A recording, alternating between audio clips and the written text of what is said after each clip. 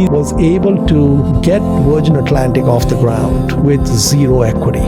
One of the stories I love about Branson is when he had the idea to start Virgin Atlantic airline, right? The minimum that you need to start transatlantic service is a Boeing 747, a couple of $100 million, right? Branson got Virgin Atlantic off the ground with no money. So what he did is he calls main switchboard. I'd like to lease a 747 that you guys might have hanging around that you're not using.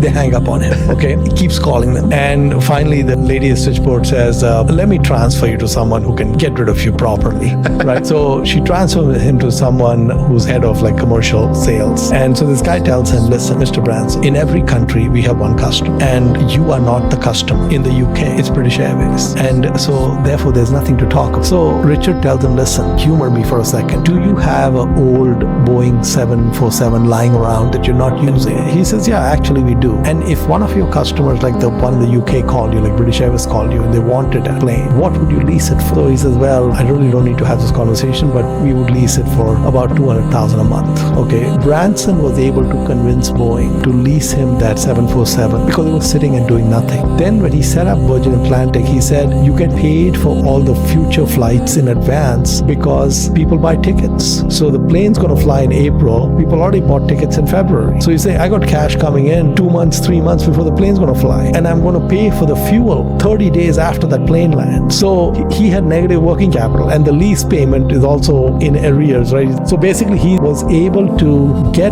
Virgin Atlantic off the ground with zero equity.